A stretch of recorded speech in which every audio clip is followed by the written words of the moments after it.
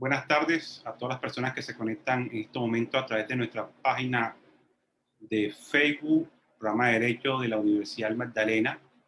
Bienvenidos a su café jurídico. Muchas gracias por su puntualidad y estar aquí presente en este espacio que ha generado el programa de Derecho del año 2017 y que a raíz de la pandemia pues, nos tocó mutar el café jurídico al escenario virtual, en la cual hemos tenido una gran audiencia por parte de estudiantes, docentes, egresados y comunidad en general que asisten a este espacio extraacadémico que oferta la Universidad Magdalena a través de la Facultad de Humanidades, programa de Derecho.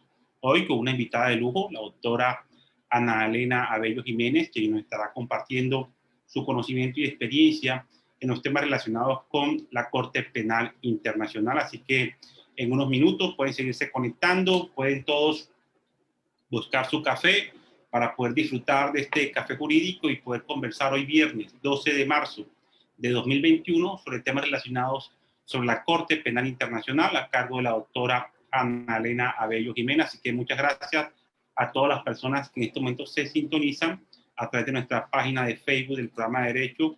Muchas gracias a los distintos estudiantes que se conectan en estos momentos. Tenemos más de 20 personas conectadas a través de nuestra página de Facebook, y de verdad que muy agradecidos por este primer café jurídico que se realiza en el año 2020 y que siempre tiene una gran audiencia y siempre la expectativa de todos ustedes. Así que muchas gracias a Anuar, a Ana Margarita, que se conecta en estos momentos a través de nuestra página de Facebook, y estaremos ahí en unos instantes el inicio de este primer café jurídico del año 2021. Así que, mientras tanto, como les indicamos, pueden buscar una taza de café o como mejor prefieran, pues disfrutar de esta tarde de viernes para dialogar y escuchar a la doctora Ana Bello sobre los temas relacionados con la Corte Penal Internacional. Bueno, vamos a iniciar nuestro café jurídico y con el ánimo de ser muy puntuales con todos ustedes, con la doctora Ana Bello también, que nos acompaña aquí. De verdad, muchas gracias a todos por estar en este café jurídico y por acompañarnos en la Universidad Magdalena. Como todo, siempre es necesario hacer una breve presentación de nuestros invitados. En este caso tenemos hoy a la doctora Ana Elena Abello Jiménez, quien es abogada de la Universidad Externado de Colombia, es especialista en ciencias penales y criminológicas de la misma universidad. Asimismo, tiene una especialización en responsabilidad y daño resarcible de la Universidad Externado de Colombia, como también cuenta con un máster en Derecho de la Universidad Utrecht de Países Bajos, con énfasis en Derecho Internacional de los Derechos Humanos y Justicia Criminal. De igual forma, tiene una maestría en Constitución de Paz de la Universidad de los Andes, y entre su experiencia que tiene, tuvo la oportunidad de estar un tiempo en la Corte Penal Internacional, haciendo una pasantía, si no estoy mal, fue pasante en la Corte Penal Internacional, y por eso, digamos, que más que ella que trae estos temas para poder conversar con nosotros sobre estos temas. Bueno, fue pasante y también trabajó en la Corte Penal Internacional como abogada de este organismo internacional tan importante. Así que, doctora Ana, bienvenida a la Universidad Magdalena de esta forma virtual, y muchas gracias por acompañarnos en este espacio que cada día se fortalece en el programa de Derecho como es el Café Jurídico. Así que, bienvenida, de verdad, muchas gracias por atender nuestra invitación. No, muchísimas gracias a ustedes. Estoy muy contenta de compartir este espacio de la Universidad del Magdalena, de mi tierra natal, y bueno, muchas gracias a todas las personas que se están conectando para compartir estas temáticas que me gustan tanto, y espero el día de hoy poder darles una aproximación a lo que es la Corte Penal Internacional, cómo funciona, y sembrar como esa semilla para que puedan ahondar ustedes también después más sobre estos temas. Voy entonces a compartir la presentación que preparé. Un segundito mientras lo, lo hago. Me parece que ahí ya se puede ver, ¿sí? Sí, se ve, doctor. Ah, bueno, muchas gracias. Bueno, no, entonces nuevamente gracias por la invitación, muy contenta y espero que este espacio pues sea del mayor provecho de quienes estamos aquí conectados. Eh, Vamos a empezar por ubicarnos un poquito sobre dónde queda la Corte Penal Internacional. Ahí les pongo también la referencia a los nombres en otros idiomas, por si ven la referencia en alguna lectura o algo, sepan que queda en la ciudad de La Haya, que está ubicada en los Países Bajos, que también son conocidos como Holanda. Entonces, la sede principal de la Corte Penal Internacional queda en esta ciudad, pero tienen otras sedes territoriales, por una parte, que son algunas sedes que están en algunos de los sitios donde tienen investigaciones, en varios países de África, entonces tienen en República Centroafricana, Uganda, Costa de Marfil, República Democrática del Congo y Kenia. Y también tienen una oficina en Nueva York, que es como una especie de enlace donde coordina lo relacionado con la ONU o la Organización de Naciones Unidas, que tiene su sede en Nueva York. Entonces, ya habiéndonos ubicado un poquito sobre dónde queda, eh, quiero comentarles de entrada como una referencia que escucho mucho sobre el Tribunal de La Haya. Yo creo que seguramente ustedes también la han escuchado, pero fíjense que en La Haya no solo está la sede de la Corte Penal Internacional, sino que también hay otros tribunales internacionales. Entonces está la Corte Internacional de Justicia, quedaba, digamos, el Tribunal Penal Internacional para la ex Yugoslavia, que ahora, digamos, está funcionando como mecanismo residual únicamente, pero la sede sigue estando allá. Está el Tribunal Especial para el Líbano, tenía una sede el Tribunal Especial para Sierra Leona, que pues actualmente también se volvió, digamos, Tribunal Residual Especial para Sierra Leona. La Sala de Apelaciones del Tribunal Penal Internacional para Ruanda tenía su sede también en La Haya. Actualmente pues es mecanismo residual y tiene su sede principal en Arusha, pero digamos que es para mostrarles un poco que hay múltiples cortes, así que yo recomendaría no utilizar esa referencia del Tribunal de la Haya, porque a partir de ahora ya saben que hay muchos. Ahora, es importante a grandes rasgos decirles la diferencia de la Corte Penal Internacional con estos tribunales es, por una parte, con respecto a la Corte Internacional de Justicia, el tipo de responsabilidad que busca establecer. La Corte Internacional de Justicia resuelve disputas entre estados y encuentra responsabilidad estatal, mientras que la Corte Penal Internacional eh, investiga, juzga crímenes cometidos por personas naturales, entonces la responsabilidad es penal, individual.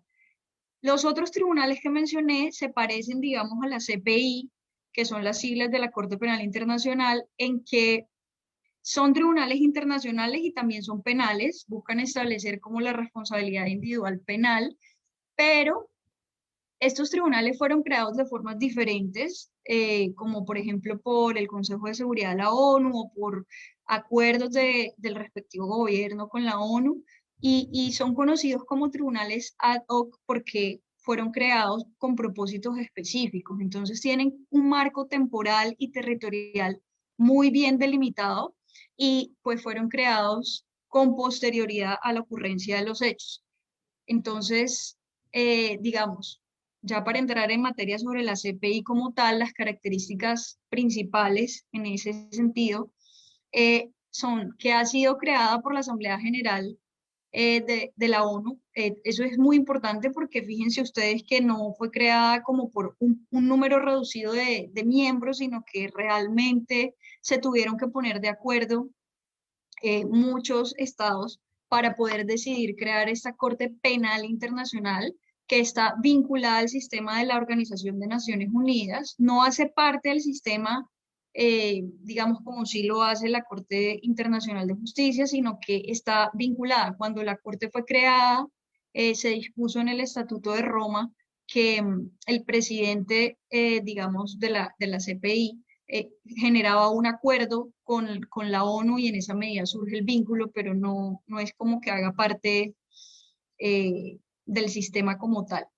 y es permanente e independiente, tiene capacidad y personalidad jurídica, es de carácter permanente porque precisamente trataba de hacerse un cambio sobre esa forma como funcionaban, digamos, las investigaciones, de que cada vez que ocurría uno de estos crímenes tan graves para la humanidad, entonces surgía la necesidad de investigarlo y crear un tribunal especial. Entonces la idea era poder decir, no vamos a crear más tribunales en principio, no porque no se pueda, sino que van a tratar de canalizar todo vía CPI. Entonces, más bien, tengamos un tribunal que sea permanente, que no esté siendo creado como para cosas específicas y que además, ahorita, como dice ahí la diapositiva, pues su competencia temporal no es retroactiva. Entonces, la idea es que esta corte pues va a entrar a investigar y juzgar hechos que fueron cometidos en vigencia de la corte, o sea, hacia el futuro.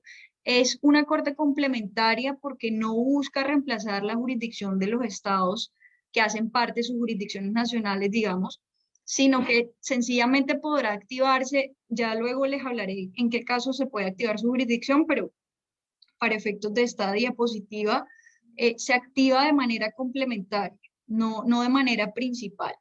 Y pues tiene competencia en múltiples estados, principalmente los que han suscrito el Estatuto de Roma.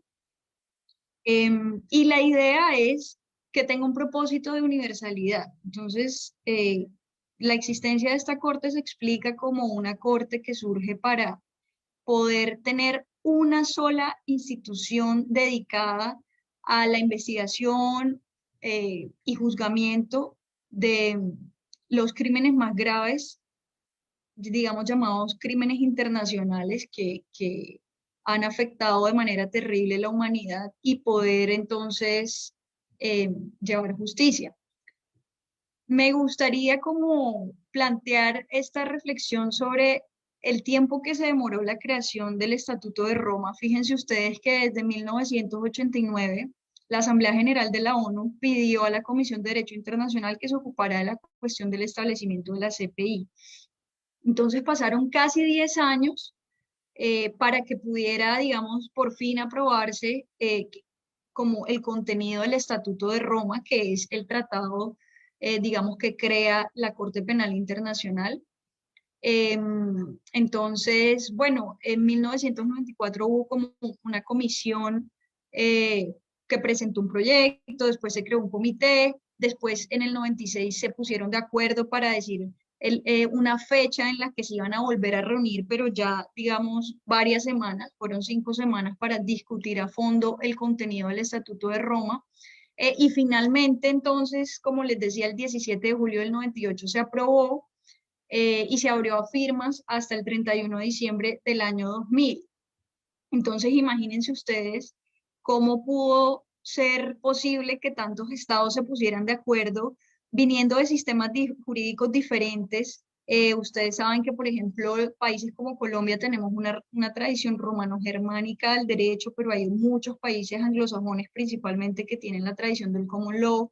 Entonces, no era nada fácil lograr acuerdos sobre cómo ven su aproximación a los crímenes, pero por eso es tan relevante reconocer el fruto del esfuerzo que han hecho los países con tal de poder pues luchar contra la impunidad. Entonces, los objetivos de la CPI son precisamente poner fin a la impunidad a nivel mundial y establecer la responsabilidad de los máximos responsables por los crímenes de competencia de la Corte.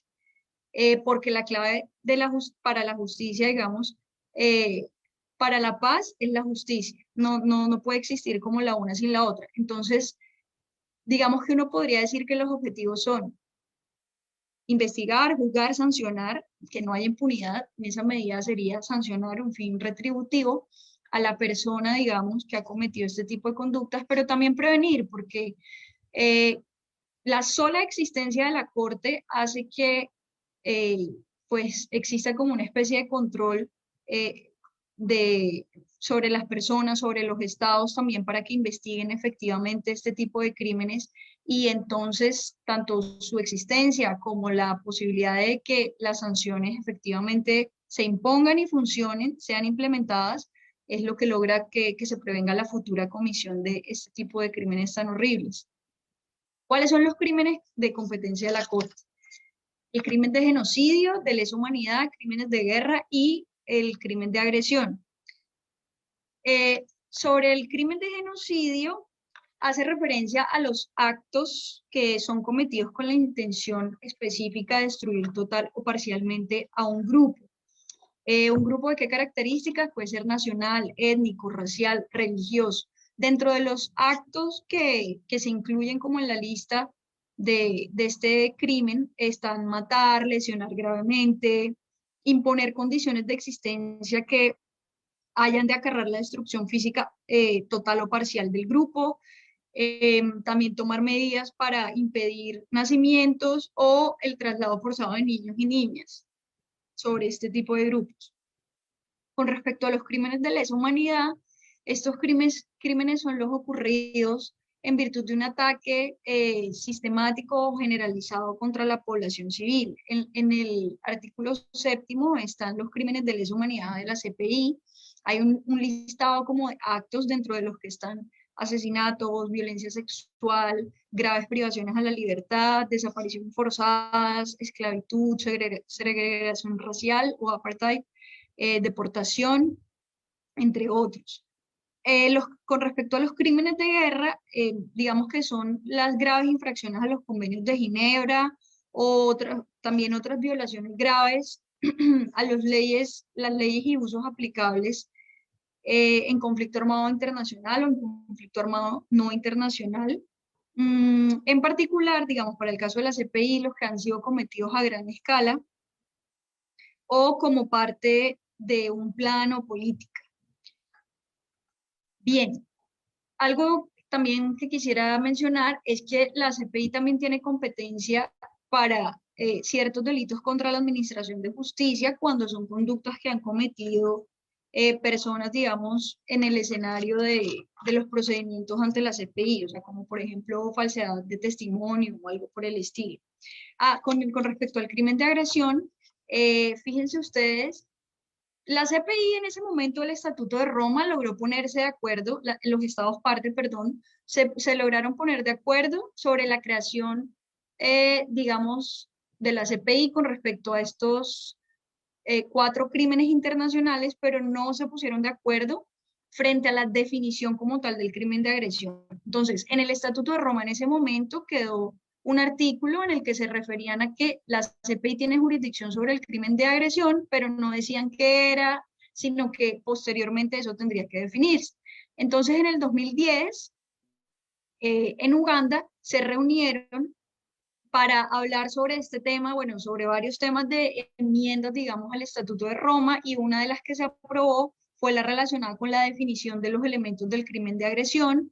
Entonces esto, digamos, entró en vigencia, por decirlo de alguna manera, en 2013, pero no fue sino después, ya ahora les digo, pero con respecto al crimen de agresión, lo importante es decir que solo hasta hace poco, hasta el 2018, ya efectivamente se activó la jurisdicción sobre este crimen, que hace referencia al uso de la fuerza armada por parte de un Estado en contra de otro Estado, digamos, en contra de la soberanía, de la integridad o de la independencia de ese otro Estado. Estos crímenes que he mencionado, los 4 que ven ahí, son imprescriptibles.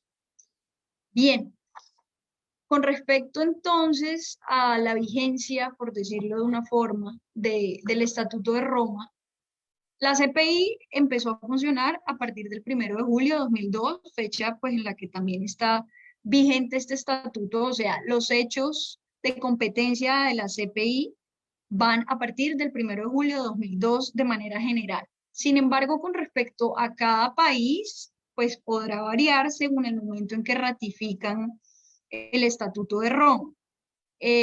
Lo que les mencionaba ahorita un poquito del crimen de agresión es que, como les dije, pues ya quedó consignado en el Estatuto de Roma el crimen, su definición, pero digamos quedó puesto que tenían que entrar a definir años después, digamos en el 2017, lo relacionado ya con su entrada en funcionamiento como la activación de la jurisdicción, y fue que en el 2017, en diciembre, se reunieron en Nueva York y por fin se pusieron de acuerdo y activaron la jurisdicción para el 17 de julio de 2018, que es una fecha simbólica porque era el mismo día, pero 20 años después, al día en que fue creado, digamos, o aprobado mejor el Estatuto de Roma. También ha habido unas enmiendas al artículo 8 que se refiere a los crímenes de guerra en conflictos armados no internacionales, particularmente sobre el uso de armas envenenadas o gases tóxicos, eh, y entró en vigencia el 26 de septiembre de 2012. Sin embargo, como les decía, esto de la vigencia es como cuando hace parte del estatuto como tal. Ya dependerá, digamos, de acuerdo a cuando ratifican los estados o cuando aceptan las enmiendas a los crímenes, el momento de la vigencia para cada estado. Otros instrumentos importantes son los elementos de los crímenes y las reglas de procedimiento y prueba. Entonces, el Estatuto de Roma es el instrumento principal, pero está este adicional que es elementos de los crímenes, donde se desarrollan los artículos desde el 6 hasta el 8 bis, que son los crímenes que ya les mostré, los 4 más importantes, digamos. Y la idea es que eso define ya como con mayor detalle cuáles son los elementos de cada uno de los crímenes. También las reglas de procedimiento y prueba pues establecen como la forma práctica de materializar lo que está consagrado en el Estatuto de Roma. ¿No? Que uno podría decir que estos instrumentos son muy importantes, pero el más importante, porque estos están hechos es para apoyarlo, es el Estatuto de Roma.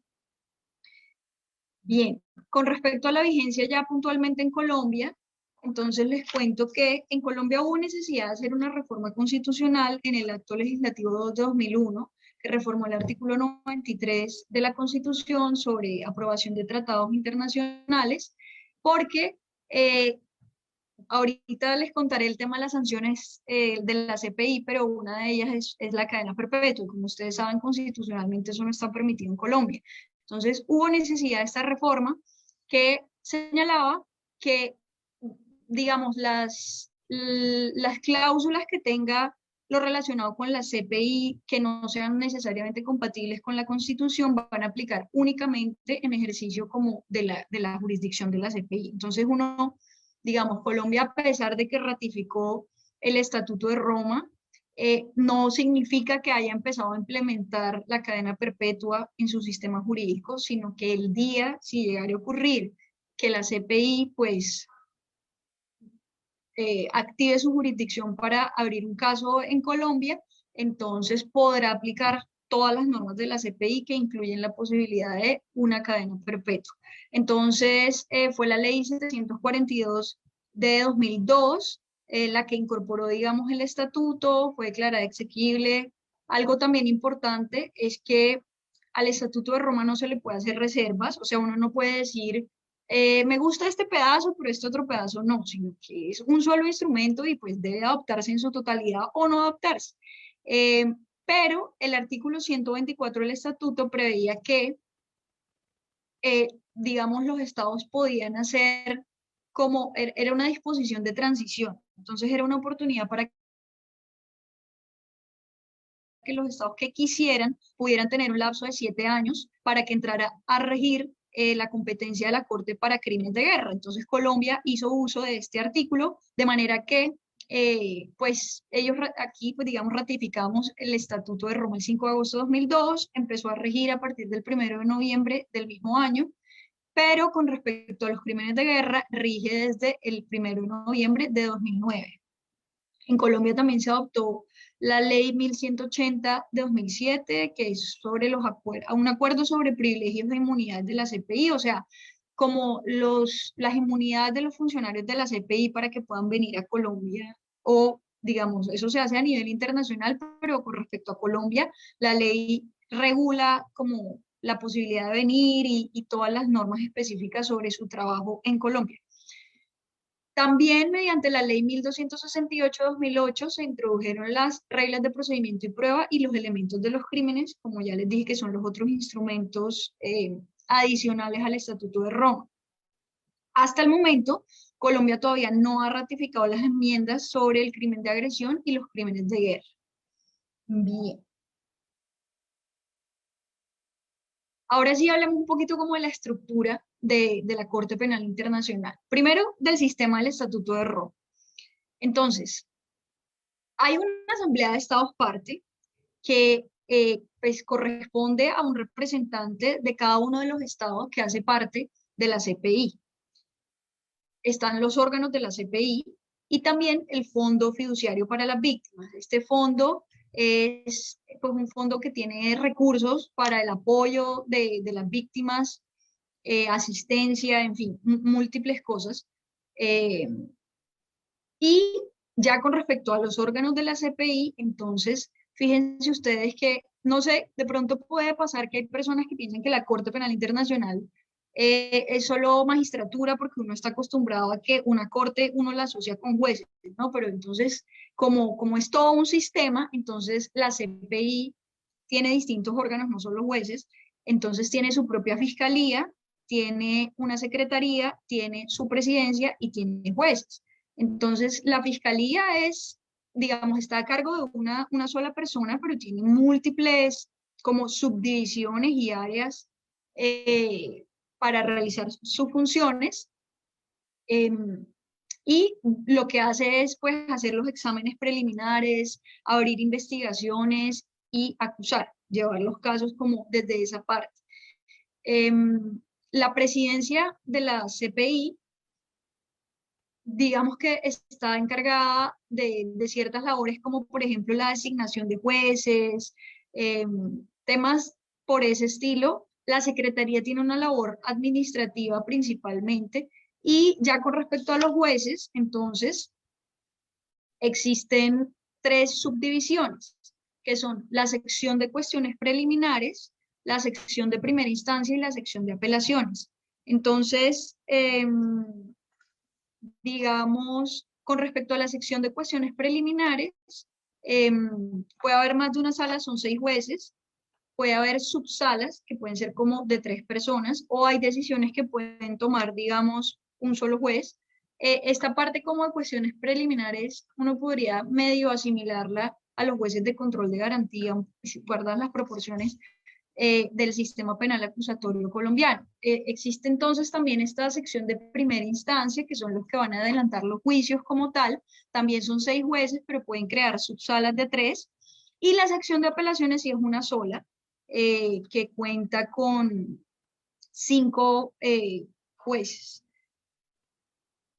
Los idiomas en los que trabaja la Corte. Entonces, fíjense ustedes, para trabajar sus idiomas oficiales son inglés y francés. O sea, si ustedes se meten en la página de la Corte, todo está en inglés y francés, las decisiones de la Corte, etcétera. Pero los idiomas oficiales son todos los que están ahí enlistados. Eso significa que el Estatuto de Roma, todos los documentos que salen como que hace la Asamblea de Estados parte de la CPI, salen en todos estos idiomas, ¿sí? De manera oficial.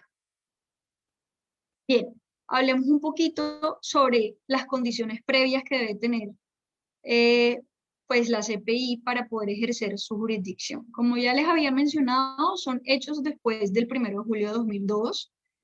Deben haber sido cometidos por un nacional de un estado parte o en el territorio de un estado parte o en el territorio, digamos, también de un estado que ha aceptado la jurisdicción de la CPI. Entonces, como por una parte, lo importante va a ser el territorio o si la persona es nacional. Eso significa, miren bien, que puede meterse en un territorio que no es parte, pero que hubo nacionales de un estado parte que cometieron crímenes en ese territorio. También lo que les mencionaba acá de un estado que ha aceptado la jurisdicción es porque hay estados que no han aceptado el Estatuto de Roma, no lo han ratificado, pero pueden decir específicamente que aceptan la jurisdicción de la CPI con respecto a algún crimen en particular. También puede tener jurisdicción frente a los crímenes remitidos por el Consejo de Seguridad de la ONU, y aquí sí ya no hay reglas, o sea, en el sentido de que no están estas limitaciones como decisión nacional es si hay un territorio, eso ya no. Cuando es el Consejo de Seguridad de la ONU el que remite, puede ser un territorio que no sea parte, que no haya aceptado la jurisdicción, y de todos modos la CPI pues puede tener jurisdicción y no investiga a personas que sean menores de 18 años. Bueno, la jurisdicción de la CPI se puede activar de tres formas. Puede ser por remisión de una situación por un Estado parte, o sea, el Estado le manda a la CPI, a la Fiscalía de la CPI, la información y le dice por qué cree que se están cometiendo crímenes de competencia de la CPI. Puede ser también por remisión del Consejo de Seguridad de la ONU, pero también puede ser de oficio, o sea, la Fiscalía de la CPI sin tener necesidad de que alguien más le remita algo, puede darse cuenta de lo que está pasando en algún país, pues en un estado que sea parte del Estatuto de Roma para mirar a ver si ejerce su jurisdicción. Bueno, entonces ya con respecto a la admisibilidad, digamos, perdón, bueno, la Corte, digamos, debe mirar sobre la inadmisibilidad, por decirlo de la manera inversa. ¿Cuándo? Primero, cuando un asunto sea objeto de investigación o enjuiciamiento por un Estado que tenga jurisdicción sobre ese asunto, salvo cuando ese Estado no esté dispuesto a llevar a cabo la investigación o el enjuiciamiento o no pueda realmente hacer la investigación. Segundo, si se trata de un asunto que fue objeto ya de investigación por parte del Estado con jurisdicción y se decidió no incoar la acción penal contra la persona a la que se trate, salvo, o sea, en ese caso sería inadmisible, salvo que la decisión haya obedecido a que no se está dispuesto a llevar a cabo el enjuiciamiento o que no se pueda realmente hacer. También cuando se trata de una persona que ya ha sido enjuiciada por la conducta y la Corte pues no puede adelantar por el artículo 20 que hace referencia a la cosa juzgada, que ahorita voy a hablar de eso, o cuando el asunto no tiene una gravedad suficiente para justificar la adopción de otras medidas de la Corte, ¿sí? Entonces, básicamente uno diría que en principio, como pueden ver, eso obedece al carácter complementario que yo les decía al principio. La CPI no va a tener jurisdicción en principio cuando ya eso esté siendo investigado por los estados, ¿sí? Esa es como la regla general. Lo que pasa es que hay unas salvedades importantes para procurar que no exista impunidad. Entonces sí se dan cuenta de que de pronto no quieren llevar a cabo la investigación o el enjuiciamiento o no lo están pudiendo hacer, de pronto puede activarse esta jurisdicción. Entonces, ¿cómo saber si un Estado tiene disposición o no para actuar? Entonces, bueno, esos son como criterios que están en el mismo artículo sobre admisibilidad y son, primero, que el juicio ya haya estado o esté en marcha o que la decisión nacional haya sido adoptada con el propósito de sustraer a la persona de la que se trata por crímenes de competencia de la Corte. O sea, uno lo que tiene que mirar es qué ha hecho el Estado para investigar, ¿sí? Y mirar bien si esas investigaciones que se están haciendo, digamos, de manera legítima, o de pronto está pasando algo que lo que se quiere es de pronto sustraer a una persona para que no vaya a ir a la CPI, un ejemplo. Otra manera, digamos, de lo que se debe analizar es que haya habido una demora injustificada en el juicio, que dadas las circunstancias sea incompatible con la intención de hacer comparecer a la persona y que se trate ante la justicia. Entonces, cuando está de pronto demasiado demorado un asunto, pero que uno pueda percibir que esa demora obedece como a estas razones para no hacer comparecer a alguien ante la CPI, pues también se tiene en cuenta eso. Y que el proceso no haya sido o no esté siendo sustanciado de manera independiente o imparcial y haya sido o esté siendo sustanciado de forma en que, dadas las circunstancias, sea incompatible con la intención de hacer comparecer a la persona de que se trate ante la justicia. Lo que les decía. De pronto sí hay investigación, pero no está siendo lo suficientemente independiente o imparcial y de pronto pues se está haciendo con una intención como para que la persona de la que se trate no comparezca. ¿Cómo se evalúa la incapacidad del Estado para investigar o enjuiciar? Entonces, la Corte tiene que mirar si el Estado, debido, por ejemplo, al colapso total o sustancial de su Administración Nacional de Justicia o a que carece de ella, no puede hacer comparecer al acusado o no dispone de las pruebas y los testimonios necesarios o pues no está por distintas razones en condiciones de llevar a cabo el juicio. Entonces, los casos, digamos, entre comillas, más fáciles son aquellos que tienen, llamémoslos estados fallidos, donde uno se da cuenta de que la situación que está pasando en el estado es que, digamos, es un completo caos, está pasando algo de que hay un golpe de estado, supongamos, se da cuenta uno de que el sistema de justicia en ese momento no está funcionando y es pues muy sencillo notar ahí la admisibilidad frente a la jurisdicción de la CPI. Los casos difíciles son los que tienen todo un sistema de justicia, que están llevando a cabo investigaciones, etcétera, pero pues la CPI tiene que mirar con lupa a ver si esas investigaciones sí están siendo imparciales y pues están siendo llevadas a cabo en los plazos razonables. Como les mencionaba, en la CPI pues está el principio de cosa juzgada, que hace referencia pues a dos cosas. La primera, que una persona no puede ser, digamos, procesada por la CPI si ya ha sido condenada y absuelta, por lo mismo, salvo, insisto, aquí nuevamente digamos las excepciones, salvo que el otro proceso obedeciera al propósito de sustraer al acusado de su responsabilidad penal por crímenes de la competencia de la Corte, o que no hubiera sido instruido en forma independiente o imparcial de conformidad con las debidas garantías procesales reconocidas por el derecho internacional, o lo hubiera sido de alguna manera que en las circunstancias del caso fuera incompatible con la intención de someter a la persona a la acción de la justicia. Al mismo tiempo, una persona que ya fue, digamos, procesada por la CPI, pues no puede ser vuelta a procesar por otro tribunal. Bien, hay una cláusula en el Estatuto de Roma sobre la improcedencia del cargo oficial. ¿Eso qué significa? Eso significa que todo el mundo puede ser objeto de investigación en la CPI. No existe una persona que tenga un cargo específico que haga que lo blinde, digamos, que tenga alguna inmunidad solamente por ocupar un cargo. Entonces, fíjense que precisamente la gracia de la CPI es que investiga a los máximos responsables, que pues muchas veces son personas que tienen cargos jerárquicamente pues muy importantes, de modo que la CPI pues tiene competencias sobre jefes de Estado, miembros del gobierno, funcionarios del gobierno, del parlamento, en fin. El cargo entonces no exime de responsabilidad ni reduce la pena. Las inmunidades entonces tampoco impiden la competencia de la CPI. Sobre el procedimiento, vamos a hablar muy a grandes rasgos porque el espacio es un poquito corto, pero la idea es que se lleven una idea general de más o menos cómo funciona.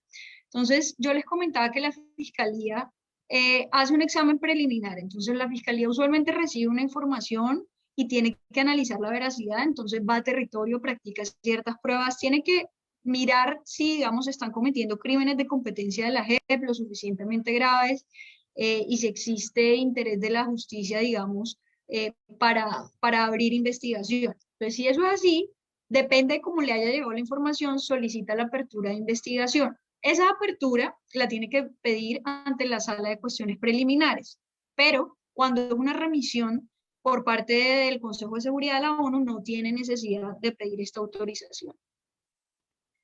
Ya después, digamos, sobre la apertura de investigación como tal, no el examen preliminar, sino la apertura de investigación, la Fiscalía tiene que tener en cuenta que exista un fundamento razonable para creer que se ha cometido o se está cometiendo un crimen de competencia de la Corte, hay admisibilidad de conformidad con el artículo 17, que fue ya lo que les expliqué de cuándo es inadmisible y cuándo no, que existen razones sustanciales para creer que aún teniendo en cuenta la gravedad del crimen y los intereses de las víctimas, una investigación no redundaría en interés de la justicia. Entonces aquí con este tema, fíjense que además tiene que existir un interés de la justicia para que pueda haber esa apertura de investigación. Y bueno, la Fiscalía también puede cerrar la investigación, pero esa decisión puede ser revisada bien de oficio a petición del Estado o del Consejo de Seguridad de la ONU por parte de la Sala de Cuestiones Preliminares. Vale la pena también mostrarles que el Consejo de Seguridad de la ONU puede pedir que no se abra una investigación. Entonces eso puede ser así durante 12 meses, que son prorrogables. Entonces, fíjense ustedes lo interesante que, pues yo estoy hablando muchas cosas que son jurídicas, pero realmente esto tiene todo que ver con el mundo de las relaciones internacionales y de la geopolítica, ¿no? Bueno, sobre el procedimiento, digamos, posterior a esa parte de la fiscalía, en esta etapa previa al juicio, bueno, la fiscalía solicita una orden de detención o de comparecencia. Entonces, cuando la persona tiene una orden de comparecencia, pero no va voluntariamente, se puede pedir una orden de arresto. Esa orden de arresto es importante porque la CPI no hace juicios en ausencia. Siempre tiene que haber, digamos, detenido a la persona. ¿Cómo se detiene a la gente? La CPI no tiene, digamos, policía, sino que todo funciona con base en la cooperación estatal de los estados partes. Por eso es muy importante que se promueva, digamos, todo, como se apoye la labor de la CPI en los distintos estados, que cada día sean más estados los que ratifiquen y aprueben el Estatuto de Roma, y también que, digamos, colaboren en la medida de lo posible en todo lo relacionado con las actividades de la CPI. Entonces, ya cuando se captura o se detiene esa persona que la mandan para La Haya, hay una presentación inicial de la persona ante la sala de cuestiones preliminares. En esa presentación pues se verifica como la identidad de la persona, que comprenda los cargos. Después se hace una audiencia de confirmación de cargos, que es como una especie de acusación, donde ya sí se indica bien el fundamento de lo que hay y pues se tienen que confirmar esos cargos para que el proceso pueda seguir. Si se confirman, ya pasa a juicio. Y ese juicio es ante la sección de primera instancia. Entonces ya se hace todo el juicio, digamos, y se llega a una decisión que es el veredicto. Entonces, puede ser culpable o inocente, digamos, o no culpable, digamos. Entonces, ese veredicto, cuando es de culpabilidad, o sea, en términos de la palabra en inglés, de culpabilidad o culpable, y no de la categoría dogmática de culpabilidad, entonces en la decisión pues se expresan todos los fundamentos y el veredicto es culpable. Después de eso ya entonces se hace una sentencia que es la que va a concretar qué tipo de sanción, cuánto tiempo, lo relacionado con la reparación de víctimas, etc. Después pues viene la apelación en caso de que apelen y la implementación de la sanción, que para eso pues entonces también es muy importante que las sentencias no queden como solo en el papel, sino que se ponga en marcha todo el aparato de lo que requiere para que efectivamente se cumplan. La CPI, por ejemplo, tiene un centro de detención, pero no es para cumplir sentencia. Entonces también necesita a los estados para que las personas que ya fueron condenadas cumplan sus sentencias. Las sanciones son hasta de 30 años de prisión, pero cuando hay, digamos, circunstancias de extrema gravedad o por las circunstancias personales puede haber cadena perpetua. También hay multa, decomiso de bienes, cuando provienen, digamos, de la comisión del crimen. Y en el caso de los delitos que yo les decía que son contra la administración de justicia, pueden ser hasta 5 años de prisión y multa. Lo que les mencionaba el centro de detención, en La Haya pues hay un espacio para las personas detenidas, o sea, que están en custodia de la CPI, que son a los que detienen y mientras se adelanta el juicio, no es para sentencias y ese centro está vigilado por el Comité Internacional de la Cruz Roja. Bueno, actualmente este es como un mapita donde se puede ver cuáles son los estados que han ratificado y que ya son parte como tal, los que están en verde. Los que están en amarillo aprobaron pero no han ratificado y los que están en rojo no han hecho, digamos, no son nada, no han firmado, no nada. Entonces, como ustedes pueden ver, bueno, me parece que hay, ya les digo cuántos estados. En total son muchos, digamos, se ha avanzado bastante, pero el asunto es que hay estados que tienen, digamos, en el mundo de la geopolítica, pues tienen bastante poder y no, todavía no son estados parte, como por ejemplo Estados Unidos, Rusia, China, como ustedes pueden ver en el mapa. En la actualidad, estos son los países donde hay examen preliminar por parte de la Corte.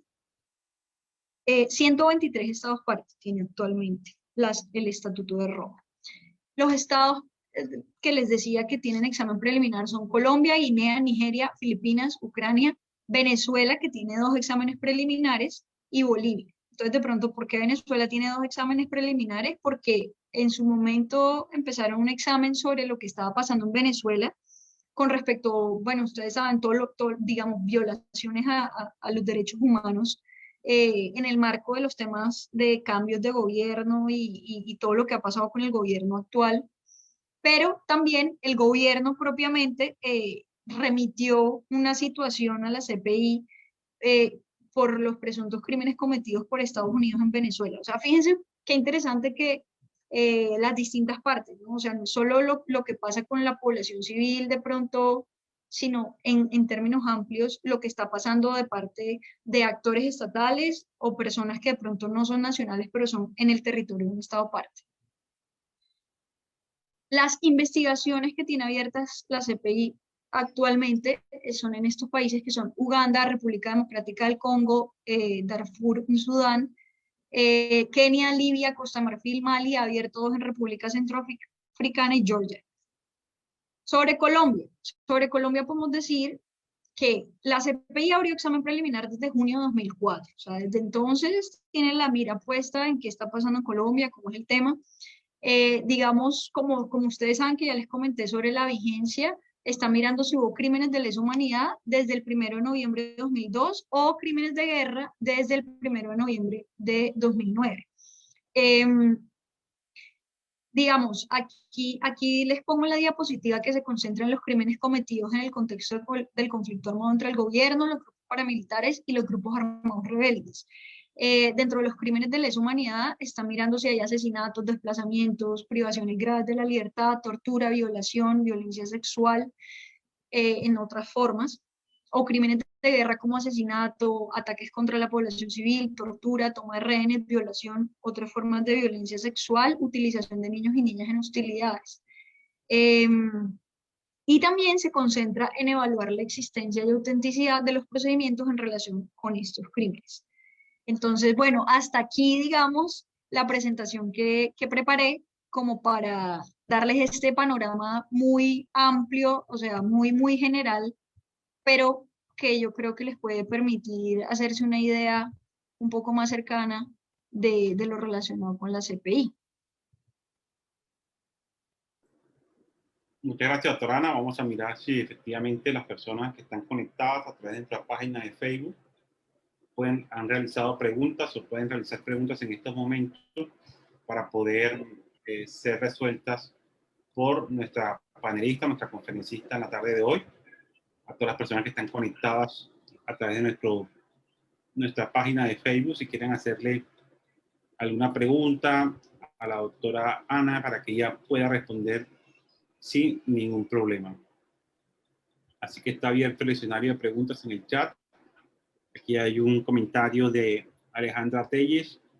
Dice, considero que el estatuto debe actualizarse con el fin de colocar otros delitos que en la actualidad son de gran impacto, como delitos contra el medio ambiente cometidos por empresas y algunos estados, ya que ese delito genera un gran impacto ecológico, desplazamiento forzado y demás, ya que los representantes legales de las personas jurídicas pueden ser llamadas a juicio.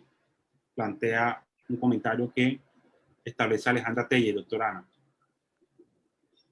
Sí, pues qué buen comentario porque realmente es cierto que hace falta como más desarrollo sobre la posibilidad de cómo puede la Corte imputar ciertos crímenes que son cometidos contra la naturaleza. Existen algunos crímenes de guerra que están relacionados con ese tema y que uno podría decir que pueden caber de pronto dentro de lo que ya está, pero eh, eso todavía no se ha desarrollado y de hecho la Corte Penal Internacional todavía no ha iniciado, digamos, como tal una investigación o no ha imputado ningún caso a alguna persona por este tipo de crímenes y sin duda es cierto que yo creo que especialmente en los tiempos en los que estamos, ya es necesario, es imprescindible darse cuenta de que todo es una sola cosa, o sea, el ser humano, estos graves crímenes surgieron para proteger la integridad del ser humano, pero en este punto la supervivencia del entorno en el que estamos, la naturaleza, que es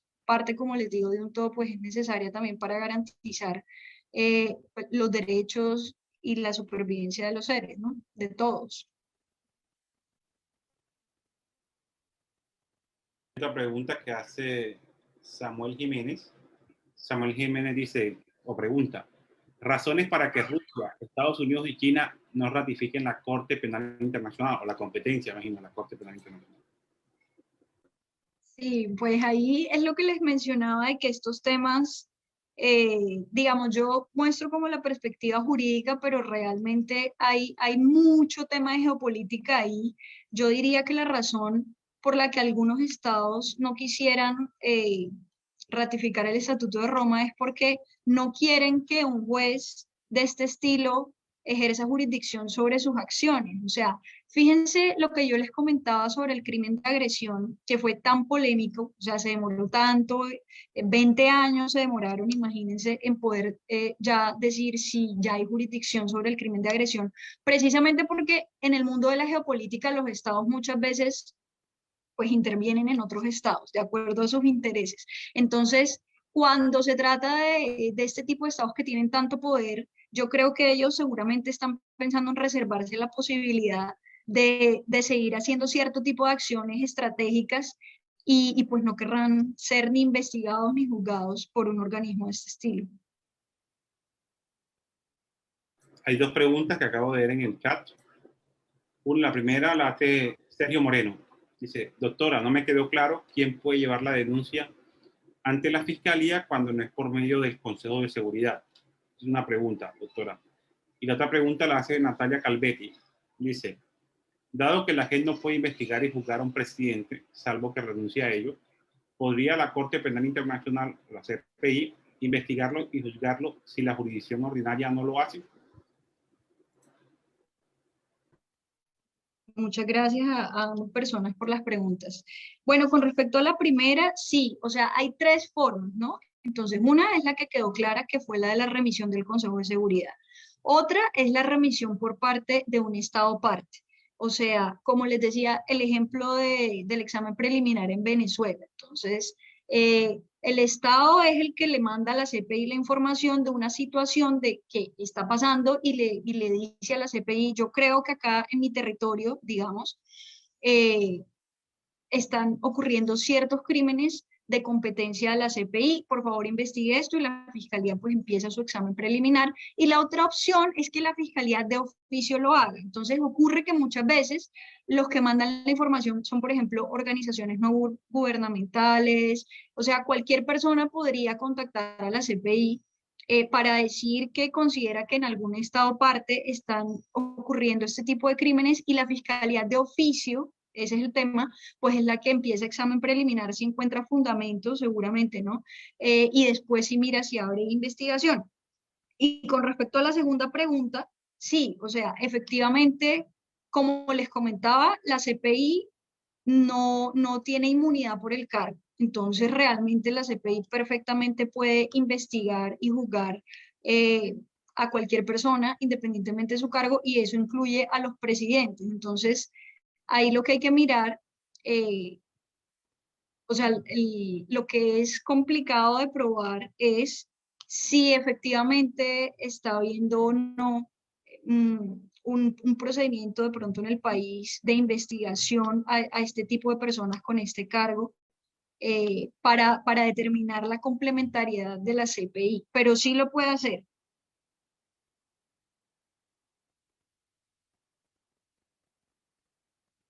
Hay más preguntas en el chat, doctora. No sé si está dispuesta Ah, sí, claro, con mucho a gusto, preguntar. unas preguntitas más.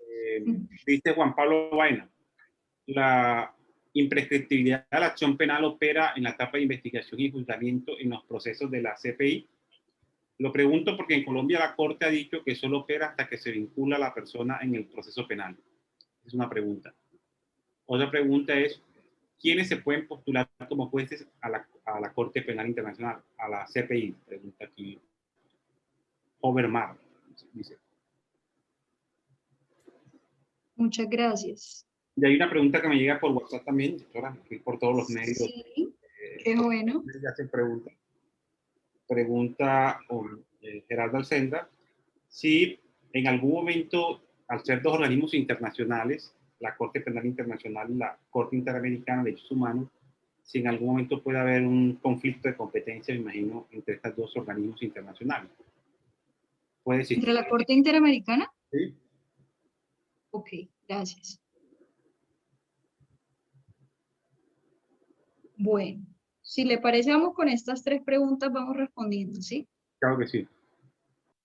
Bueno, con respecto a la primera pregunta, Sí, o sea, la imprescriptibilidad se predica de los crímenes como tal, ¿cierto? La idea es que, por supuesto, no, o sea, eso no aplique sobre las personas que ya están como parte de un proceso. Existen unos términos procesales específicos dentro de los procedimientos de la CPI y la verdad es que hasta ahora no ha pasado que la CPI, digamos, se demore eternidades investigando a alguien, ¿sí? O sea, recordemos que la CPI, primero la Fiscalía abre este examen preliminar, después abre investigación, o sea, cuando ya abre investigaciones sobre un país, pero es cuando acusa, digamos, estos términos de la pregunta van, me imagino, encaminados a decir, bueno, si ya la persona de pronto está acusada como tal, sigue siendo imprescriptible, la Corte se puede demorar toda la vida investigando. La respuesta sería, los crímenes como tal son imprescriptibles, la Corte tiene unos términos procesales que hasta ahora se han cumplido, digamos que no padece de los problemas de la jurisdicción ordinaria, que sí lamentablemente deja unas investigaciones abiertas, pues con respecto a algunas personas, y que por supuesto eso viola los derechos de las personas que también tienen derecho a que se les define su situación en un plazo razonable. Eh, por otra parte, sobre quiénes se pueden postular, esa pregunta me gusta mucho porque significa que la gente está pensando en querer ser juez o jueza de la CPI y esa es la idea, que con este tipo de charlas ustedes se motiven a sentir la CPI un poco más cercana eh, desde todo punto de vista y eso incluye la posibilidad de ir, de hacer parte.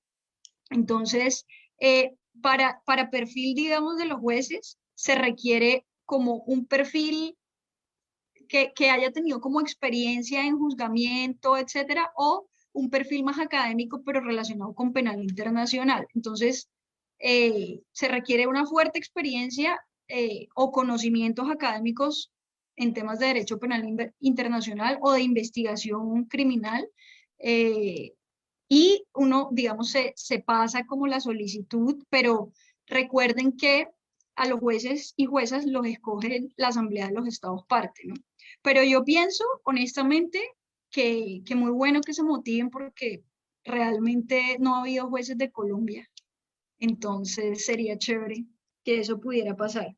Y frente a la última pregunta sobre el conflicto de competencias, yo diría que no, porque es que la jurisdicción de la Corte Interamericana de Derechos Humanos es para establecer responsabilidad estatal, recordemos eso. En cambio, la CPI es para establecer responsabilidad penal individual.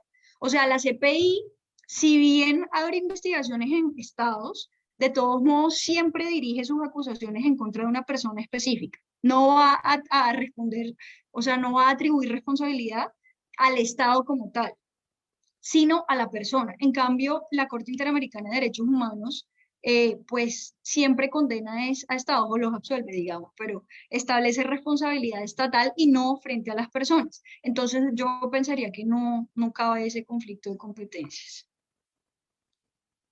Veo que hay dos preguntas más, doctora, en el chat. Eh, Sí, señor. una la hace a la docente Vianney Robles. Dice, doctora, ¿existe algún tipo de actualización de la CPI respecto al uso de armas nuevas con los drones, como los drones? Una pregunta que hace. Y Anor Angulo, estudiante de la universidad, establece, ¿qué opina, doctora, de las sanciones que Estados Unidos le impuso a la fiscal de la CPI el año pasado por investigar presuntos crímenes cometidos por soldados estadounidenses durante la guerra en Afganistán?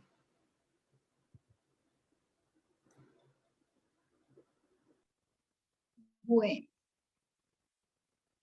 sobre la primera pregunta, bueno, no, o sea, no existe como este tema de qué tipo de crímenes sobre armas y eso tiene que ver mucho con las regulaciones sobre el derecho internacional humanitario y en esa medida sobre los crímenes de guerra, ¿no? Entonces, digamos que hasta donde yo conozco del catálogo que hay, digamos, no hay ninguna disposición específica que se refiere a este tipo de armas. Como les decía, la enmienda más reciente hace referencia a armas envenenadas, pero eso no significa que no pueda existir como manera de imputar ese tipo de crímenes, porque recuerden que dentro de los crímenes de guerra hay la posibilidad de meter graves violaciones a las leyes y usos y costumbres de la guerra. Entonces hay una fuente importante que no es solo, digamos, legal, como del Estatuto de Roma, sino que también la CPI puede acudir y mirar a las regulaciones que haya o las normatividades de pronto más recientes sobre ese tipo de armas. Entonces, digamos, de pronto, para efectos del catálogo que tiene el Estatuto de Roma, no se refiere específicamente a drones, pero es importante insistir en que, digamos, si está o no cometido un crimen con drones, eso podrá ser objeto de la jurisdicción de la CPI en la medida en que se cumplan los requisitos, digamos, para establecer su jurisdicción, si fue cometido o no por una nacional de un estado parte o en un territorio que sea parte. Sobre la opinión de la sanción de Estados Unidos, bueno, lo que les decía, o sea, aquí hay unos temas que van más allá de lo jurídico y tienen que ver con la geopolítica, como es el caso de Estados Unidos, que digamos, eh, tienen una tradición muy nacionalista en el sentido de tener sus propias normas y sus propios mecanismos para investigar, juzgar y sancionar. O sea, entonces, pues Estados Unidos hace parte de las Naciones Unidas naturalmente, pero han sido un poco reacios a este tema de la Corte Penal Internacional y en esa medida, si no son parte, ese es el asunto. Ellos, digamos, la forma de pensar es como, si yo no suscrito el Estatuto de Roma, ¿por qué a un nacional digamos, de mi estado lo van a juzgar? Si yo no soy parte, yo no dije que sí a eso. Pero pues entonces hay que recordar que de todos modos, la CPI es una creación que es producto del consenso internacional de muchísimos estados, los más. O sea, la votación para la creación del Estatuto de Roma fue de 120 estados y hubo 7 votos en contra y 21 abstenciones, pero uno podría decir que realmente existió un consenso que es el que legitima la existencia de la Corte y yo pensaría que hay que creer en la Corte Penal Internacional. La Corte no es perfecta, pero realmente vale la pena apostarle a que exista un organismo independiente, imparcial, que trate de regular y prevenir y en el caso que corresponda juzgar y sancionar estos graves crímenes que han afectado tanto a la humanidad. Entonces, sería eso. Muchas gracias. Qué bueno que las personas estuvieron interesadas en hacer las preguntas. Sí, doctora, en el momento pues voy a revisar el chat. No hay más preguntas. No sé si alguien quiere hacer de los que están conectados otra pregunta, porque en el momento no hay más. En ese evento, agradecerle muchas gracias a la doctora Ana Abello por sus comentarios, sus opiniones y su ilustración acerca de este organismo tan importante como es la Corte Penal Internacional y que pudiera aclarar algunos temas básicos de este organismo internacional. Así que muchas gracias a todos los estudiantes, docentes, egresados y comunidad en general que se conectaron a través de nuestra página de Facebook del programa de Derecho y darle la bienvenida a este nuevo año con el Café Jurídico y en este caso que nos acompañó la doctora Ana Elena Bello Jiménez, que nos conversó sobre el ABC de la Corte Penal Internacional. Así que estén muy pendientes de nuestras redes sociales para que así puedan seguir disfrutando de la programación del Café Jurídico. De igual forma también los invitamos a realizar los posgrados con la Universidad Magdalena. En este momento tenemos abiertas las inscripciones en nuestras especializaciones en Derecho Administrativo, Derecho Constitucional y Derecho Procesal, así como en Derechos Humanos y Derecho Internacional Humanitario,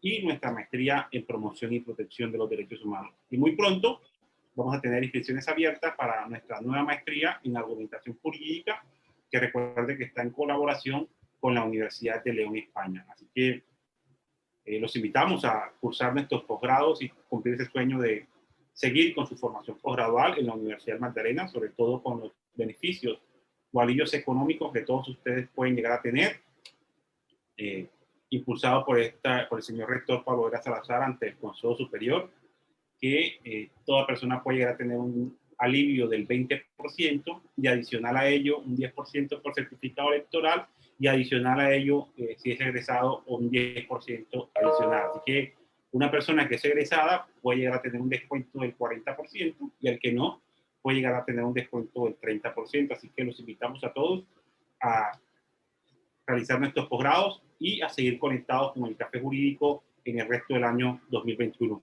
Muchas gracias a todos ustedes. Buena tarde y feliz fin de semana para todos los que lograron sintonizarse aquí a través de nuestra página de Facebook, así como a la doctora Ana Bello Jiménez por aceptar la invitación a la Universidad Magdalena y esperamos que siga compartiendo escenarios con nosotros desde el punto de vista académico. Buena tarde, doctora. Muchísimas gracias a ustedes. Feliz tarde. Que estén muy bien. Chao. Gracias.